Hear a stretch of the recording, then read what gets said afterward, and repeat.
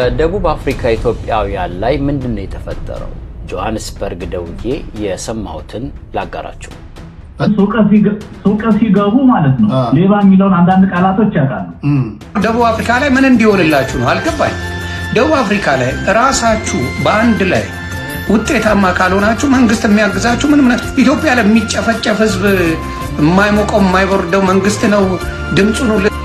በደቡብ አፍሪካ ከዚህ ቀደምም እንዲህ ያሉ ችግሮች የማገርሸት ባህሪ ያላቸው ከዚህ ቀደም አጋጥመዋል።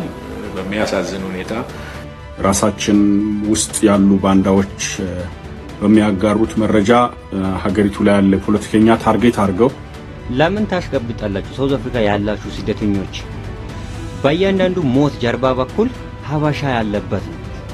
ያለ ሀበሻ የሚሞት አንድም ሀበሻ የለም እዚህ ሳውዝ አፍሪካ። በደቡብ አፍሪካ የምንገኝ ኢትዮጵያውያን እየተገደልን ነው። ድረሱልን፣ ድምጽ ሁኑልን። በማንነታችን በኢትዮጵያዊነታችን ብቻ ተለይተን እየተገደልን ነው፣ እያለቅን ነው። በአንድ ቀን 20-30 ሬሳ ወደ ሀገር ቤት ይላካል። ሰላም ጤና ይስጥልኝ። እንዴት አደራችሁ? እንዴት ዋላችሁ? እንዴት አመሻችሁ? አምላክ በቅዱስ እግዚአብሔር ስሙ ዛሬም ዘወትርም የተመሰገነና የተወደሰ ይሁን። በወቅታዊ ጉዳይ ተመልሼ መጥቻለሁኝ። ክርስቶስ ተነስቷል፣ በእውነትም ተነስቷል። በተለይ ከደቡብ አፍሪካ ጋር በተገናኘ ነው ዛሬ በደንብ የምናወራው። ከደቡብ አፍሪካ ጋር በተገናኙ በሁለት ጉዳዮች ላይ እየተዳሰሱ ያሉ አሉ። አንደኛው የኛው ችግር ነው የሚሉ አካላት ናቸው። እኛውንን ሰውን እያስገደልን ያለ ነው የኛው ችግር ነው የሚሉ ሲሆኑ፣ ሁለተኛው ደግሞ መጤጠል ተብሎ እየታሰበ ያለው ነው። ግን መጤ እየተባለ ያለው ማን ነው የሚለውን ደግሞ እንዳስሳለን። መጀመሪያ ግን ችግሮቹን ለመዳሰስ ሞከር። ዛሬም ተመልክተናል። የግድያ ቪዲዮዎችን ቴሌግራም ላይ አስቀምጬላችኋለሁ። ጨከን ማለት የምትችሉ ከሆነ ማየት ትችላላችሁ። ከዚህ እንጀምር። ምንድነው ያለው ነገር? ደቡብ አፍሪካ ኢትዮጵያውያን ላይ ምንድነው የተፈጠረው? ጆሃንስበርግ ደውዬ የሰማሁትን ላጋራችሁ። በደቡብ አፍሪካን ኢትዮጵያዊ በሱቅ መሃል በአደባባይ በሰዎች ተከቦ በጥይት ተገድሏል። በቀጣይ ቀን በማክዶናልድ የተቀመጡ 3 ኢትዮጵያውያን በስለት ተወግተዋል። መጀመሪያ ደቡብ አፍሪካውያኑ ሲቲዝን አረስት የሚሉት ዓለም ደግሞ ዚናፎቢያ ወይንም መጤጠል የሚለውን ስርና ምክንያቱን እንየው። በሀገሪቱ ከ100 ሰዎች በአማካኝ ከ40 በላይ የሚሆኑት ዜጎች ስራ አጥ ናቸው። ወጣቶች ደግሞ ከ60% በላይ የሚሆኑት ስራ አጥ የሚሆኑበት አጋጣሚ አለ። በአፓርታይድ ምክንያት በሀገሪቱ ያልተመጣጠነ የሀብት ክፍፍልም አለ፣ ወይም በሙስና 10% ሰዎች 85%ውን ሀብት ይቆጣጠራሉ። እንደ ማርችና ኦፕሬሽን ዱዱላ አቀንቃኞች ይህ ችግር የተከሰተው በአፍሪካ ስደተኞች ምክንያት ነው። We have become foreigners in our own country. We don't want this as African people anymore. እነዚህ መጤ ከተባሉና ሱቅ ለሱቅ እየተዞረ ሱቃቸው የሚዘጋባቸው፣ የሚደበደቡ፣ የሚዘረፉ መጤ ተብለው ከተለዩት መካከል ኢትዮጵያውያን ዋነኞቹ ናቸው። ኢትዮጵያውያኑ ስኬታማ የቢዝነስም ባለቤት ናቸው። የሀገሪቱ መንግስት ዶክመንት ኖራቸውም አልኖራቸውም ስደተኞቹን ከሀገሪቱ ካላባረረልን ለሜይ 4 ሀገራዊ የመዝጋት ንቅናቄ እናረጋለን ሲሉ መጤጠል ዜጎች አስታውቀዋል። ታዋቂ የሀገሪቷ የፓርቲ መሪዎች ግን ይሄ ንቅናቄ ያተኮረው ጥቁሮች ላይ እንጂ ነጮችን ማንም ዶክመንት አልጠየቃቸውም ይላሉ። ከቀናት በፊት ደግሞ ስደተኞቹን በመደገፍ ትልቅ ሰላማዊ ሰልፍ ተደርጎም ነበረ። When it is a white person in South Africa undocumented, he is called an investor. በዚህ መሃል 2 ቪዲዮዎች ተለቀዋል። ጆፔ ኤንድ ቦን በሚባል ቢዚ ስትሬት አንድ ኢትዮጵያዊ ሲገደል በሲሲቲቪ ተቀርጾ ወጥቷል። ቪዲዮውን በምንም ምክንያት ባታዩት እመክራለሁ። በግድያው የዘረፋ ሙከራ ባለመደረጉ እንደ ቢኤስኤን አገላለጽ የታሰበበት ጥቃት ይመስላል። እስካሁን የሟች ስምና ምክንያቱ አልተነገረም። ይህ በሆነ በቀጣይ ቀን ደግሞ ማክዶናልድ ውስጥ 3 ኢትዮጵያውያን በስለት ተወግተዋል። ስለ ሁኔታው ለመጠየቅ ደቡብ አፍሪካ ደውዬ ነገሩ አስከፊ እንደሆነና በእኛም ኮሚኒቲ ውስጥም አለመስማማት እንዳለ ተረድቻለሁ። ቢሆንም እየመጣ ካለው የመጤጠል ጥቃት ንብረትንም ሕይወትንም ለማዳን ህብረት ብቸኛ አማራጭ አይመስላችሁም? ለሟች ቤተሰቦች መጽናናትን እመኛለሁ። እንግዲህ መጤጠል ተብሎ እየተነገረ ያለው ወይ ደግሞ እየተወራ ያለው አብዛኛው እየሞተ ያለው እየተደበደበ ያለው ከሱቅ ሀብት ንብረቱም እየተፈናቀለ ያለው ጥቁሩ ነው። ነጮቹ ምንም አይባሉ። በነገራችን ላይ ይህ ረብሻው ከመጀመሩ በፊት ህንዶችን ነጮችን ኢንዲያዎችን አጠቃላይ እንደዚህ ነጭ ተባሉት አካላትን ሰብስበው አነጋግረዋቸው ነበር። ያነጋግሯቸው ታዲያ ይህን ሀገር ለቃችሁ ውጡ መጤዎች ናችሁ በሚለው አይደለም የተነጋገሩት ጥቁሮች እናንተ ጋር እየሰሩ ከሆነ እንዲያባሩላቸው ነው። ይህ ነገር ታዲያ በጣም ብዙ ጥያቄዎችን አስነስቷል። መጤ ጠል ከሆኑ ለምን ሁሉም መጤዎች አይሆንም የሚል ነገር። በአብዛኛው ሀብት እየተቆጣጠሩት ያለው ወደ አፍሪካ ላይ አንደኛ ተብሎ የሚታወቀው ባለሀብት እንኳን ነጭ ነው፣ ጥቁሮችም እንኳን አይደለም። ነገር ግን እነሱ አይነኳቸውም። የኛዎቹ አፍሪካውያንን ግን በተለይ ናይጄሪያ፣ ጋና፣ ዚምባብዌ፣ ኢትዮጵያውያን፣ ሶማሊያውያንን ጥቃት ላይ ግን እያደረሱባቸው ነው። እስቲ ለማንኛውም በሰፊው እንዳስተዋል። ደቡብ አፍሪካ ውስጥ በቀን 4 አስክሬን ኢትዮጵያ ይላካል። ሰምታችኋል? ግን በየቀኑ ኢትዮጵያውያን ዜጎች በትንሹ 4 ኤቭሪዴ ማለት ኤቭሪዴ ኢትዮጵያ ወገኖች በየቀኑ እየሞቱ ወደ ኢትዮጵያ ሬሳ ይላካል፣ አስክሬን ይላካል ነው የሚሉኝ የማየው ነገር። አንድ ቪዲዮ ማይቼ እኔ በቃ ጤነኛ መሆን አልቻልኩም። የሆነ ሱቅ ላይ አይታችሁ ከሆነ ተደፍተው አልፎት ዞሮ ፈትሾን አሮን የሆነ ነገር ቼክ አደረገና መጥቶ እንደ ተራ ነገር እንደ ፊልም እንደዚህ ጭንቅላቱ ቷ አረገው ወዲያው ደሙ ፈሰ። እዛም ጋር አንድ ቁጭ ያላለ እንደዚህ ሽማግሌ ነገር እሱንም ቷ ሁለቱም እንዲያየው ገደላችሁ። የሆነ ቪዲዮ ላይ ምንድነው ሳውዝ አፍሪካ ላይ የሚፈጠረው? እኔ ድሮም ጀምሮ ሰው እንደሚሞት ነው ባቀ። በጣም ብዙ ሰው አስክሬን ይላካል። ማን ነው የሚገለው ህዝቡን? ለምንድን ነው የሚሞተው? ኤምባሲው የኢትዮጵያ ኤምባሲ ይሄን ነገር አያውቀውም ወይ? መፍትሄ የለውም? ሁሌ እየተገደልክ አንተ ደክመ ሰርተ ምንድነው ንብረት አፍርተ በራሱ ሱቅ መጥቶ በሰከንድ ውስጥ ያንተን ህይወት አጨልሞ ልጆች ያለ አባት ያስቀራል፣ ንብረት በሰው ሀገር ከዛ አስክሬን ይላካልና ሳውዝ አፍሪካ ምንድነው እየተፈጠረ ያለው? ብዙ ኢትዮጵያውያን ለመኖር የሚፈሩበት ታይም ሆኗልና ብዙ ፕሊስ ሌሎች ሚዲያ ያላችሁ ሰዎች የኢትዮጵያ ኤምባሲ በደቡብ አፍሪካ ያለ ኢትዮጵያ ኤምባሲ ይሄን ነገር አያውቀውም ወይ? ኤምባሲ ትልቁስ ስራው ምንድነው? ለምንድነው ይሄን ነገር ትኩረት ያልተሰጠው? ለምንድነው ኢትዮጵያን ወገኖቻችን በየጊዜው እንደዚህ አስክሬን የሚላከው? ይሄ ማለት እኮ በትንሹ በወር ከ100 ምናምን በላይ ዜጋ ይላካል ማለት ነው። ይሄ ደግሞ በአመት ስትሰራው በርካታ ህዝብ ነው የሚያልቀው ማለት ነው። እና ሌሎች ሚዲያ ያላችሁ ሰዎች ፕሊስ ይሄን ነገር ድምጽ በመሆን ለህዝባችን መድረስ አለብን። የሆነ መፍትሄ ያስፈልገዋል ብዬ ነው ማስበውና በዚህ ሰዓት እኔ እናንተ እንዲቆጭ ባልንበት ሰዓት በዚህ ሰዓት የሞተ ሰው አለ ማለት ነው ለነገ። ምክንያቱም በየቀኑ 4 አስክሬን የሚላክ ከሆነ በጣም የሚያስፈራ ግን ሀገር ነው። እኔ ብዙ ዲቴል አላውቅም፣ የሚነግሩኝ ነው። ግን ይሄ በቃ ሰው መግደል ተራ ነገር ነው። ንብረት አፍርተ ምናምን ሱቅ አለኝ ንብረት አለኝ ብለህ ለመኖር ዋስትና የለም። ሰርቶ የተለወጡ ብዙ ሰዎች አሉ፣ ግን የሞቱ ሰዎችን በጣም ብዙ ነውና ምንድነው ሳውዝ አፍሪካ ምንድነው ደቡብ አፍሪካ ላይ እየተካሄደ ያለው? እና ሶሻል ሚዲያ ላይም ትልቅ ተከታይ ያላችሁ ሰዎች ይሄንን ነገር ባካችሁ ሁላችንም እየሰራን ድምጽ እንሆናቸው ላለው። እንግዲህ ለሞቱት ነፍስ ይማር። አይዞን ሳውዝ አፍሪካ ያላችሁ ወንድም እህቶች እግዚአብሔር እንግዲህ ይድረስላችሁ። በነገራችን ላይ ይህ ነገር እውነት ነው። በጣም ብዙ ሬሳ ነው ወደ ኢትዮጵያ የሚገባው። ይህ ነገር እየሆነ ያለው ደግሞ አንደኛው የኮሚኒቲ ችግር ጭምር እንደሆነ ሰላም ለእናንተ ይሁን። የኮሚኒቲ ኃላፊ የሚናገረው ነገር ላሰማችሁ። በደቡብ አፍሪካ በተለያዩ ፕሮቪንስ ላይ የምትኖሩ እህት ወንድሞቼ፣ ወንድማችሁ ገዛኸኝ ነኝ። ምናልባት ገዛኸኝን ለማታውቁ ደቡብ አፍሪካ የጂቱጂ ሙቭመንት ሲኢኦ እና የሲፒኤፍ ሪፕሬዘንታቲቭ ነኝ። በበጎ ፈቃደኝነት የሲፒኤፍ አዌርነስ ካምፔን ላይ በኮሚኒቲ ፎረሚንግ በተለይ ኮሚኒቲ ኢምፓወር ላይ እና ዩዝ ኢምፓወር ላይ ባለፉት ዓመታት ላይ ይሰራ ነበር። አሁን ይህን ቪዲዮ ለሁሉም ሰው ደቡብ አፍሪካ ላለ ሰው እንድታደርሱልኝ እፈልጋለሁ። ይህን አስቸጋሪ ጊዜ ደቡብ አፍሪካ በመቋቋም እንድታልፉ ጽኑ ምክሬ ነው። ልባዊ ምክሬ ስለሆነ ሁላችሁም በደንብ ስሙ። ከቻላችሁ ይህን ቪዲዮ ለብዙ ሰው አድርሱ። ከዚህ በፊት ዱቤ ጠይቋችሁ ለከለከሉም ዱቤ ስጧቸው። አካባቢያችሁ ላይ ላሉ ማዝም ባለሚኑ ወጣቶችም ሁሉንም መጥፎውንም ሌባውንም በጸባይ ያዙ። ያው ብዙ ችግሮች በራሳችን ኮስ ያረግነው ነው።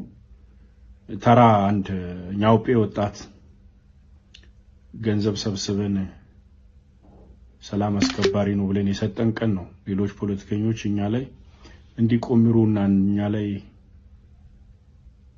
የፖለቲካ አጀንዳ እንዲያረጉን ራሳችን በር ከፈት ነው ሁሉም ነገር ያልፋል የትላንት ስተት መቼም ያለፈ ነውና ሌላ ስተት ላለመድገም ሁላችሁም ባላችሁበት ቦታ ላይ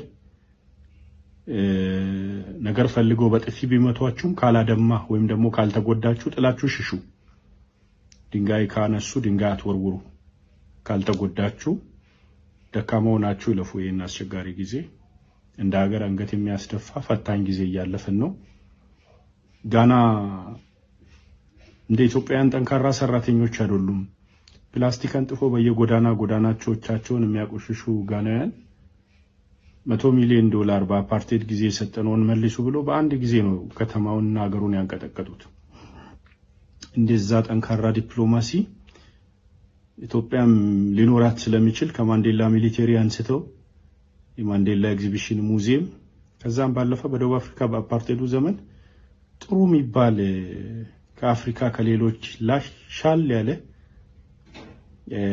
ዲፕሎማሲ ኮላቦሬሽን አለን ካልሰነፈን በርግጥ ብዙ ሂደቶች የተበላሹ አሉ ሁላችንም እንደምናቅ ያን ደካማ ወጣት በኤምባሲ ደረጃ ሪኮመንድ አድርገን ወደ ኢትዮጵያ ይላክን ቀን ሁሉ ነገራችን የተበላሸ ያሱ መልሰን ምንም ማድረግ አንችልም ግን ከፓን አፍሪካን እና አዛና ሙቭመንት ጋር ያ አባልም ስለሆንኩኝ የናሽናል ሰላማዊ ሰልፍ ለማድረግ አፍሪካውያንን አፕፍራንት አድርገን ለማድረግ ያሰብን ነው የአዛናና የፓን አፍሪካን የኡቡንቱ ሌላ የዲፌንስ ግሩፖች አሉና በአገሪቱ ላይ ናሽናሊ ከነሱ ጋር ፖላይትሊ በሆነ መንገድ ፐብሊክ አድቮኬሲ ላይ እየሰራን ነው የሚዲያ ቲም አውርተናል በተለይ በጋራ ድምጽ ለመሆን ዩናይትድ ኔሽን አውሮፓ ዩኒየን ጀስቲስ ለመጠየቅ ለሚበደሉ ለሚጎዱ ኢአፍሮፎቢያ ለሚደርስባቸው ጥቃት ለሚደርስባቸው አፍሪካውያን ማለት ነው በንፍራንት እነሱን አርገን ነው አሁን ሳስብ ኦማፌር ኤምባሲ በሩን ካን ኦማፌር ከተፈተሸ አንድ ኢትዮጵያዊ ሬሳውን ካን ሞቶ ግብር ገብሮ የሚያልፍ ከሆነ ከባድና ፈታኝ ጊዜ ላይ ስላለን ይሄን ፈታኝ ጊዜ በጥበብና በብልሃት ማለፍ ስላለብን ሁላችሁም ባላችሁበትና በመትኖሩበት ከተማ ጠንካራ ሁኑ ፖላይት ሁኑ አካባቢውን ማህበረሰብ ያዙ አትጎዱም ዱቤ ለጠይቆ ለከለከላችሁ ሰው ስጡ ዳቦም ዝምባም ስጡ አደራችሁ ከሀገር የሚበልጥ የለም ሀገር ያለን ሰዎች ነን ስንሞት ሬሳችን ተገንዞ የሚሄድ ሀገር ያለን ሰዎች ነን ተስፋ አትቁረጡ አይዟችሁ ይህን አስቸጋሪ ጊዜ በጋራ እንለፍ መረጃ እንለዋወጥ በርቱ የተለያዩ ናሽናል ሻትዳውኖች አሉ ጥንቃቄ አድርጉ አመሰግናለሁ ይህን ቪዲዮ ለሁሉም ሰው ሪፖስት ኮፒ ሊንክ ዲዩት በማድረግ አድርሱልኝ ሌላ ቪዲዮም አፕዴት አደርጋለሁ በተለያየ ግሩፖች ላይ ዋትስአፕ ቴሌግራም በተለያየ ግሩፖች ላይ የምሰራጩ የኔን ቮይስ አንድ ግሩፕ ላይ ካወራ ሌላ ግሩፖች ላይ ሼር አድርጉና አድርሱ ሁሉም ግሩፕ ላይ ማውራት የሚችልበት ጊዜ ስለሌለኝ ማለት ነው ወዳችኋለሁ እንግዲህ እናልፋለን ማናልፈው ነገር የለም አይዟችሁ እንግዲህ ገዛኸኝ ደቡብ አፍሪካ ላይ በጣም ከሚንቀሳቀስ ሰው መካከሎች አንደኛው ሰው ነው ስለዚህ በጥበብ ማሳለፍ አለብን ችግሩን ብሎም ይጭምር እየነገረን ያለው ስለዚህ እሱን ስሙና ሌሎች ጉዳዮች እንመለከት ከዚህ ጋር ከደቡብ አፍሪካ ጋር ተገናኘ በተለይ ኢትዮጵያውያን ሆነው ኢትዮጵያውያን የሚያስገድሉ ሰዎች እንዳሉም ጭምር ስለሚሰማ ለምን ታሽቀብጣላችሁ ሳውዝ አፍሪካ ያላችሁ ስደተኞች በእያንዳንዱ ሞት ጀርባ በኩል ሀበሻ ያለበት ነው ያለ ሀበሻ የሚሞት አንድም ሀበሻ የለም እዚህ ሳውዝ አፍሪካ የሚያስገድለው ማን ነው ሀበሻ ራሱ ወንድሙ ኢትዮጵያዊ ነው ኢትዮጵያዊን እያስጨረሰ ያለው ኤን ሰሞን ጆበርግ ላይ ሞቶም ይሄ በዚህ ግርግር ምናምን ነገር አይደለም እነሱንም እየተገደሉት በሀበሻ እጅ ነው ሀበሻ ነው ያስገደለው ያ የገደለውን እነዚህን ሰዎች ይዛችሁ ብትጠይቁ ከሞ ጀርባ ያለው ማን ነው ሀበሻ ነው ያለ ሀበሻ የሚሞት አንድም ሰው የለም እዚህ ሳውዝ አፍሪካ አታሽቀብጡ ያለ ሀበሻ የሚደረግ ነገር ምንድነው በጅምላ ቤት የሚያቃጥሉት መኪና የሚያቃጥሉት ሱቅ የሚዘርፉት የለም ያለ ሀበሻ የሚሆን ነገር ይሄ ነው በእያንዳንዱ ሞት ጀርባ በኩል ሀበሻ ነው አለው እዚህ ሳውዝ አፍሪካ ልንገራችሁ የእጃችን ነው እየበለናል ነው ሰላም ለእናንተው ሳውዝ አፍሪካ ላይ የምትኖሩት ሁላችሁም ይሄንን ቪዲዮ እስከመጨረሻ ስሙ ከሰማችሁት በኋላ ሼር ኮፒ ሪንዶት ያደርጋችሁ ለወንድሞች አድርሱት የጥንቃቄ መልእክት ነው እንደሰማችሁት አንዱ ወንድሙን ነው የሚገድለው በተለይ የሆነ ችግር ሲከሰት ወይ ደግሞ አንዱ ካንዱ ጋር ሲጣላ የደቡብ አፍሪካ ዜጋ ያለውን ሰው በብር ገዝቶ ሄዶ ያስገድለዋል ነው ሌሎችም ቪዲዮዎች አሉ ከተማሳይ በነጋች ላይ ይሆናሉ ሆም ብሎ ኢትዮጵያውያን ለማስገደል የደቡብ አፍሪካ ሰዎችን ከፍለው ይልካሉ በዚህ ምክንያት ነው ምናልባት ማህበራዊ ሚዲያ ላይ የተለቀቁ ቪዲዮዎች አይታችኋቸው ከሆነ ዝርፍ ያልተፈጸመም ገድለዋቸው ብቻ ነው የሚሄዱት እንደዚህ አይነት ነገሮች ደግሞ የተለመዱ ናቸው በደቡብ አፍሪካ ላይ ለምን ሲባል እነኚህ ሰዎች የተከፈራቸው እንዲገሉ እንጂ እንዲዘርፉና እንዲፈተሹ አይደለም የሚሉ ሐሳቦች ሶሻል ሚዲያ ላይ የተናፈሰም ጭምር ነው ያለው እውነት ነው ወይ እንዲህ ነው ወይ እየተደረገ ያለው ራሳችሁ በራሳችሁ ካላከበራችሁ ሌሎች ሰዎችስ መተው ሊያከብሯችሁ ይችላሉ ወይ የሚለውን ነገር እኔ የእናንተ ምላሽ ፈልጋለሁ በነገራችን ላይ የደቡብ አፍሪካ ኤምባሲ መግለጫ አውጥቷል የኢትዮጵያ ላይ ያለው የኢትዮጵያ መንግስትም ትናንትና መግለጫ አውጥቷል እሱንም እንመለከታለን ግን ይህ አንድ መንገዶች የሚዘጉ ሰላም ለእናንተው ሳውዝ አፍሪካ ላይ የምትኖሩት ሁላችሁም ይሄንን ቪዲዮ እስከመጨረሻ ስሙ ከሰማችሁት በኋላ ሼር ኮፒ ሪንዶት ያደርጋችሁ ለወንድሞች አድርሱት የጥንቃቄ መልእክት ነውና እኔም ደግሞ ከኤምባሲ በኩል የመጣበት መልእክት ለእናንተ ያደርሳለሁ እናንተን ደግሞ በተቻላችሁ ተቀም እዚህ ጋር የምታያቸው ነገር እንዳለ ጊዜ እንዳላበዛባቸው የምታያቸው ነገሮች እንዳለ በሰላማዊ ሰልፍ በኩል ሲወጣ መንገድ ላይ ስለሆነ ባካቸው ከእንደዚህ አይነት ቦታዎች ላይ ራሳቸውን ጥንቃቄ ያድርጉ የሚል ነው ስለዚህ የደቡብ አፍሪካ ውስጥ ያላችሁ ሰዎች የደቡብ አፍሪካን በተለይ የኤምባሲውን መልእክት እንደምትከታተሉ ተስፋ አደርጋለሁ ወደ ሌሎች ልጅ ሱቅ ሲገቡ ማለት ነው ሌባ የሚለውን አንዳንድ ቃላቶች ያውቃሉ አንተ ወጣ ብለህ መሳሪያ እንኳን ባትይዝ እነሱ ሱቅ ውስጥ ሲገቡ ውጪ ላይ ሆነ ሌባ ገብቷል ምናምን ብትል ሁልክ ብሎ ነው የሚወጡት ህብረቱ ቢኖር ልቅም አድርጋ ድራሻቸው ይጠፋል ምናልባት እንደዚህ በሰርፍ በሚነሱ ሰዓት እንደ ፌንጣ ምንድነው መንጋ አላድርግ እንደሱ ዱቄት ነው የሚያደርጉ ቆይ እኔ አሁን አንድ ሁሉ ጊዜ ማንሳት የምፈልገው ጥያቄ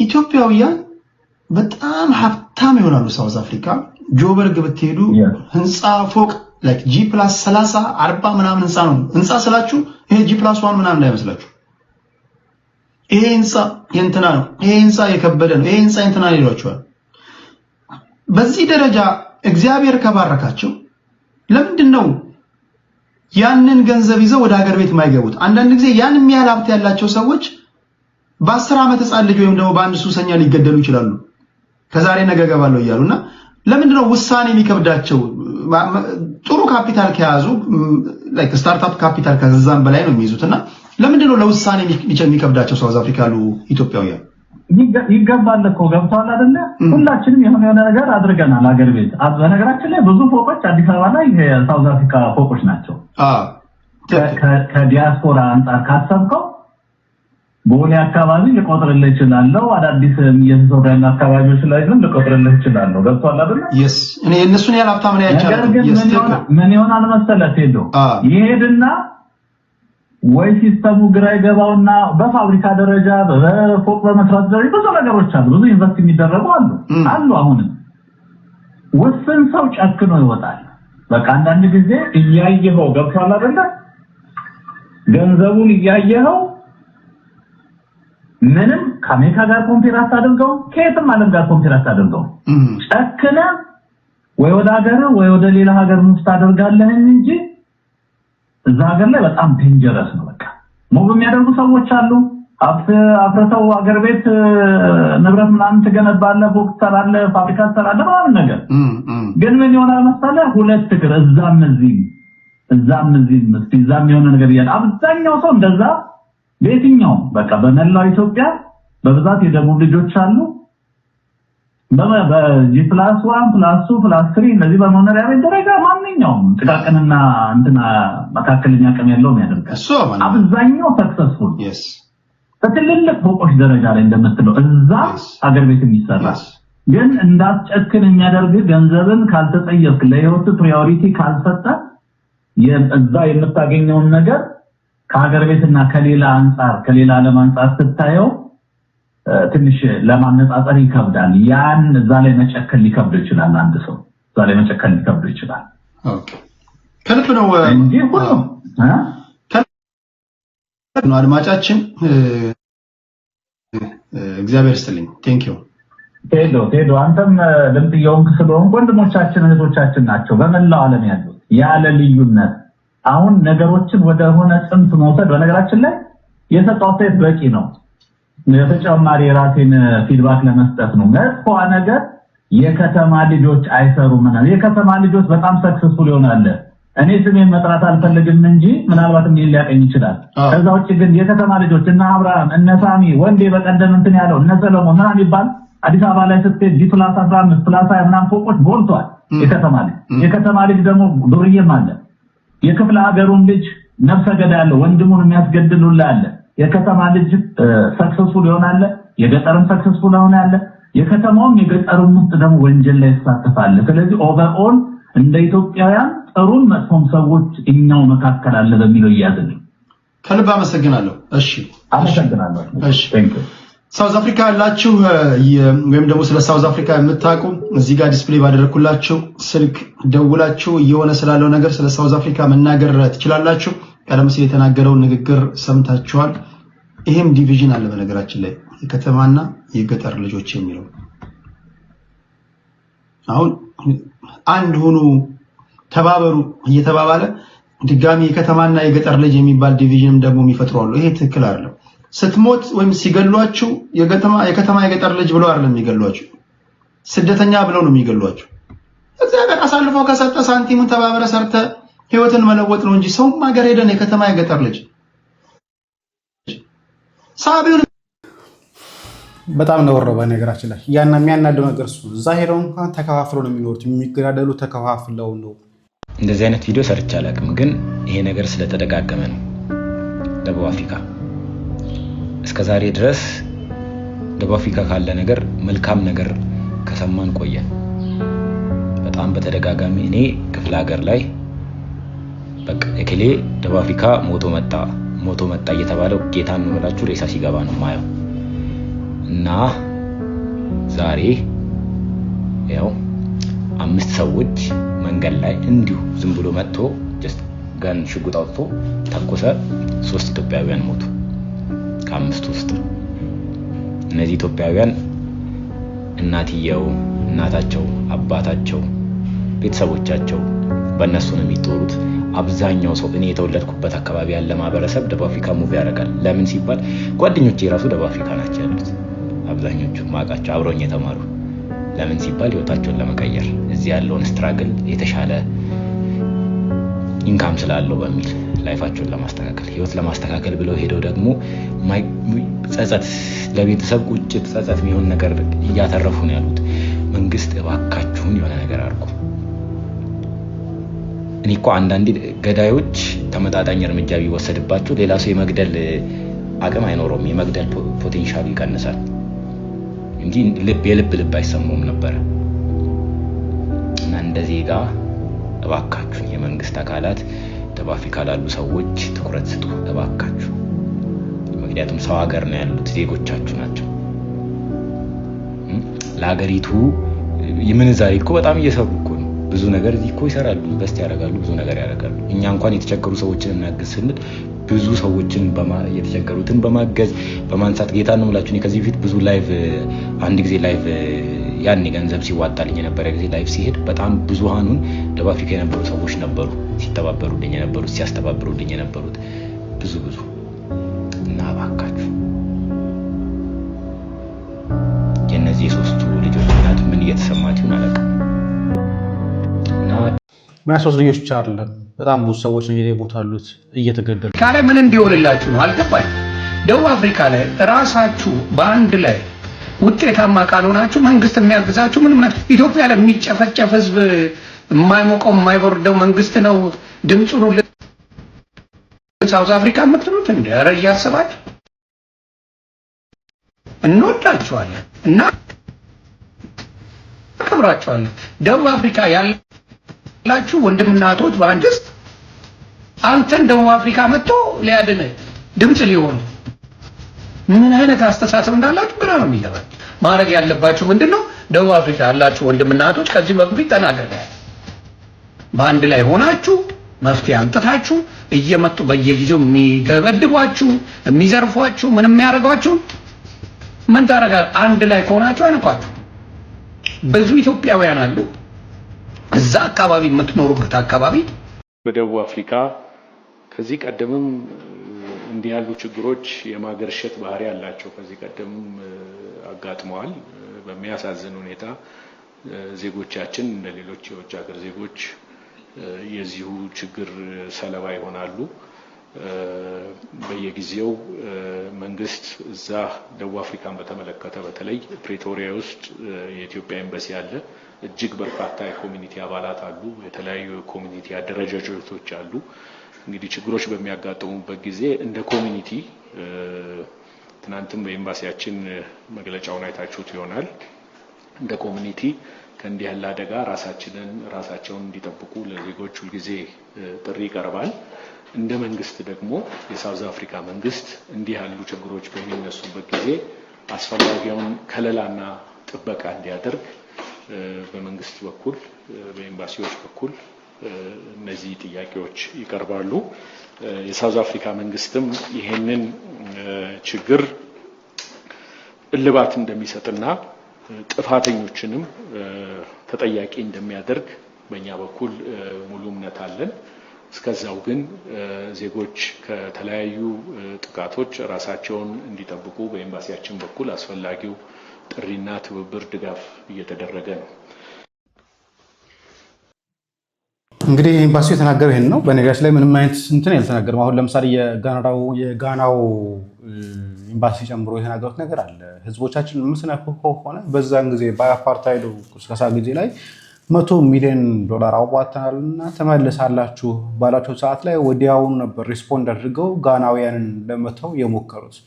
ኢትዮጵያውያን ግን ወደ መለማመጥና ወደ ድርድር እንጂ አቋም እንኳን ለመውሰድ አልሞከሩም። ምክንያቱም ኢትዮጵያ ውስጥ መጥቶ የተደረገላቸውን ነገር ማስታወስና በምን አይነት ሁኔታ ውስጥ እንደነበሩና ከዛ ህይወት ውስጥ ከዛ ሁኔታ ውስጥ እንዲወጡ እንዳገዛቸው እንኳን ለመናገር ፈቃደኛ አይደሉም። መንግስቱ ኃይለማርያም ለደቡብ አፍሪካ ያደረገላቸውን ነገር፣ ኃይለሥላሴ ለደቡብ አፍሪካ ያደረጉላቸውን ነገር አንስተው እንኳን ተናግረው እንኳን እኛ እኮ ለእናንተ እንዲህ ነንና ብታደጉ ይሻላቸዋል ማለትና ማስጠንቀቅ እንኳን አልቻሉበትም። ያዝናል። ወደ ወንድማችን ልምጣ። ቅድም ክፍል አንድ ነበር ያሳያችሁ፣ ክፍል ሁለት ልቀጥላችሁ። ሰላም ለእናንተ ይሁን። እንደምን አላችሁ? በተለይ በደቡብ አፍሪካ በዚህ አስቸጋሪ ጊዜ በተለያየ ቦታ ሆናችሁ ይህንን ቪዲዮ የምትሰሙ ኢትዮጵያውያን፣ ኤርትራውያን ወንድሞቼ፣ ትውልደ ኢትዮጵያውያን የሀገሬ ልጆች ለእናንተ አጠር ያለ መልእክት ለማስተላለፍ ፈልጋለሁ። በዚህ አስቸጋሪ ጊዜ ከምንም ከወትሮ በተሻለ የእርስ በርስ መደጋገፍ፣ መረጃ የመለዋወጥ በጣም አስፈላጊ ጊዜ ነውና ያው እንደምታውቁት በርካታ ራሳችን ውስጥ ያሉ ባንዳዎች በሚያጋሩት መረጃ ሀገሪቱ ላይ ያለ ፖለቲከኛ ታርጌት አድርገው በርካታ ክትትሎች እያደረገ ስለሆነ ማህበረሰቤን እንደወትሮ እንደ ልብ ለመርዳት አልቻልኩምና አሁንም በማይመችበት ሆነ ይሄን ቪዲዮ እየቀረጽኩላችሁ ነው። ግን ከዚህ ጋር የጥንቃቄ መልእክት በተለይ ሳውዝ አፍሪካ ባንዲራ የምታቃጥሉ የሳውዝ አፍሪካ ባንዲራ ቢለዋ የሳውዝ አፍሪካ ባንዲራ ላይ ቢለዋ እንደዚህ ያረጋችሁ የምታረጉ ሰይፍ የምታረጉ በእሳት የሳውዝ አፍሪካ ባንዲራ የምታቃጥሉ እና ደም የምትቀቡ ሰዎች መጀመሪያ መቀባት ያለባችሁ ደም የራሳችሁን አይምሮ ነውና የራሳችሁን ህልና ነው መጠየቅ ያለባችሁ። የት ነኝ እኔ ያለሁት ብላችሁ ራሳችሁን ጠይቁ። በመቀጠል የሳውዝ አፍሪካ ባንዲራ ላይ ደም ከመቀባት እኔ ምን እየሰራው ነው፣ ምን ተግባር ላይ ነው ያለሁት ብላችሁ እርስ በርስ ተጠያየቁ። ሁለተኛ ደግሞ በጣም እጅግ በሚያሳፍር ሁኔታ አንዳንድ ልጆች ስቲል ነው በዚህ ችግር ውስጥ ራሱ ደቡብ አፍሪካውያንን ኢንሰልት የሚያደርግ ንግግሮችን የተለያየ ስህተቶችን እየሰራችሁ ነው። ይሄ የተቀናጀ ነው። የተለያየ ፖለቲካ ፓርቲዎች እጅ ያለበት ነውና አፍሪካ አክሽን አለ፣ ማርች ቱ ማርች አለ፣ ዱዱላ አለ። ኦልሞስት 5 ፓርቲ አንድ ላይ ሆኖ ስለሆነ ሰላማዊ ሰልፍ እያደረጉ ያሉት እናንተ እኔ ቢሆን ብላችሁ አስቡ። ከዚህ ቀደም የሌለ ትርክት እየተነገራቸው ቁጣንና ጥላቻን ይዞ እየተራመዱ ያሉ ሰዎች በዚህ ልክ እንደውም እግዚአብሔር ይባርካቸው። እንደውም እግዚአብሔር ይባርካቸው እኛ ከሰራናቸው እኛ ከምናደርጋቸው ተግባራት አንፃር ማለት ነው። ቪዲዮን ለመቅረጽ አልተመቸኝም። እንደዚህ ዝቅ ብዬ ነው የሆነ ነገር ላስደግፌ እየቀረጽኩ ያለሁት እንግዲህ ለዛ ነውና ምክንያቱም በጣም ይቅርታ አድርጉልኝ። ለማንኛውም ወይኔ ሀገር እንደዚህ ነው። ኦኬ ይሄን ካልኩኝ ጋና እንደዚህ ያደረገች ምናምን ጋና እኮ ከ60 በላይ ካምፓኒ አለ። ናይጄሪያ እኮ ኤምቲኤን፣ ቮዳኮም፣ ሾፕራይት እና ሁሉም ውልወርስ ናይጄሪያ ላይ አለ። ስለዚህ ተረጋጋ። ኢትዮጵያ ምንም ስለሌለ እንደ ኢትዮጵያዊ ቁርጥህን አውቀህ ግራ ቀኝህን አይተህ ለስለስ ያለ ዲፕሎማሲ እየሰራ በየአካባቢ ላይ ሰላም ፍጥርና ለሰላም ለመኖር ሞክር። ትልቁ ሰላም እንዳይኖር ያደረከው ትልቁ ችግር እየፈጠርክ ያለው አንተ ነህ። መረጃ የምትሰጥ አንተ ነህ። ጽንፈኛ ፖለቲከኛ ወስደ መረጃ የምታጋራ አንተ ነህ። 30 37 39 ፎቅ ከዛ ሀገር የሚሰሩ ሰዎች ሰሩ ብለ ያሳየው አንተን። ስለዚህ ራስህን ስተት በራስህ ዋጥ አድርገውና እንደ ሀገር ደግሞ እንዳንዋረድ ዲፕሎማሲያችን እንዳይበላሽ ሶፍት የሆነ ዲፕሎማሲ እየተካሄደ ነው። የአዛናና ፓን አፍሪካን ሙቭመንቶች ጋር ሰላማዊ ሰልፍ እነሱ እንዲያዘጋጁ እኛን ሊረዱ የሚችሉበትን ፕላን እየተፈጠረ ነው። የተለያዩ ተቋውሞ እየተሰማ ነው። ተጽዕኖ ፈጣሪ ሰዎች ድምጻቸውን እያሰሙ ነው። እንደ ሀገር ጠንቀቅ ብለህ ሲሪየስ ስለሆነ እንደ ሌላ ጊዜ ዞሎፎቢያ አይደለም። ይሄ ሲሪየስ የሆነ ስትራክቸርሊ ሲሪየስ ሰፖርት ተደርገው እንግዲህ አስብ የሀገሪቱ ጠቅላይ ሚኒስትር እንዲህ አታድርጉ ብሎ ሚዲያ ላይ አውርቶ ሄ ብሎ ሁሰክ ብሎ እየተራመደ ያለውን አካል እንደ ቀላል አትየው። ጥንቃቄ አድርጉ። ራሳችሁን እንዳትጎዱ የተለያየ ቦታ ላይ የዚህ ተጋላጭ እንዳትሆኑ አደራችሁን እላለሁ። ከዚህ በመቀጠል ዩናይትድ ኔሽን እና አውሮፓ ህብረት ሰላማዊ ሰልፍ እናረጋለን። ግን ሰልፉን ዲፕሎማሲ በተሞላ መንገድ ነው የምናረገው። ቅድም እንደነገርኳችሁ እኛ እንጂ የምንጠቀመው ከኛ እነሱ ቢጠቀሙ ነገር ስለሌለ ጥንቃቄ አድርጉ። እሺ ይሄን ልንገራችሁ ብዬ ነው። ባንዲራ ለሚያቃጥሉና ባንዲራ ለሚቀዱ ሰዎች በዓለም ያላችሁ እውነተኛ ክርስቲያን ሆናችሁ ጸልዩልን። ዛሬ ያው እውነተኛ ጥሩ ልብ ቢኖር ሁሉ ማአት ባልተነሳበን ነበር። አሁን ማአት ነው የተነሳበን እና ከዚህ ችግር እንድናልፍ አጥብቃችሁ ጸልዩልን። ወዳችኋለሁ። ይሄን ቪዲዮ ሪፖስት፣ ኮፒ ሊንክ፣ ዲዊት በማድረግ ለብዙ ሰው አድርሱ። ሰላማዊ ሰልፍ በቅርብ ቀን ታላቅ የተቃውሞ ሰላማዊ ሰልፍ ከሁሉም አፍሪካውያን ወንድሞች ጋር እናደርጋለን። አይዟችሁ አደራ። በዚህ አስቸጋሪ ጊዜ የእርስ በርስ ጥላቻ ትተን አንዳችን ለአንዳችን ዘብንቁ። መልካም ጊዜ። በነገራችን ላይ ክፍተቶች እየታዩ ነው። ድክመቶቻችን ብዙን ጊዜ እየታዩ እርስ በርሳችን እያጋፈጥን እያጋለጥን የምንሰጣቸው እርስ በርሳችን የምንገዳደል ሲሆን ለመገዳደል በር የምንከፍትላቸው እንደሆነ ካዩ ነገ እኛን የማይገድሉበት ምክንያት ሆ ብለው ማይሰለፉበት ምክንያት የለም። የሀገሬው ሰው የሀገሬው መንግስት ዝም ካለ የነሱ መንግስት ለምን ይቆጣል? ለምን ይናገራል? ደግሞ ማይታቸዋል ምን ያህል ግር ብለው እየሄዱና ረብሻ እየፈጠሩ እንደሆነም ተመልክተዋል። እና ቀላል ነገር አይደለምና ፕሊስ ነገሩን ባታቀሉት። ቶሎ ቶሎ መፍታት ያለበት ነገር ቶሎ ቶሎ መፍታት። የኢትዮጵያውያን አንድነት መምጣት ካልቻለ አሁንም ተከፋፍሎ የገጠር ልጅ የከተማ ልጅ በመባባል እሱን ግደለው እሱን ግደለው በመባባል ግደልልኝ ግደልልኝ እየተባባላችሁ ብር እየከፈላችሁ የምትኖሩና የምትቀጥሉ ከሆነ አንድነቱን አጣችሁ እናንተም ቀስ በቀስ የምታድጉ እንጂ በህብረት የምትቀጥሉበት ጊዜ ነው። ስለዚህ የሚሻላችሁ የሚሻለንም አንድ ሆኖ በአንድነት መቀጠል እንጂ ተከፋፍሎ መኖሩ ለማንም አይበጅም። ይሄን ነገር እንደምታስቡበት ተስፋ አድርጋለሁ። እኔ እዚህ ላይ አብቃ። በቴሌ አፍሮ ጉዳይ ይመለሳሉ። ሰላም እግዚአብሔር ከእናንተ ጋር ይሁን። ቸር ቆዩ።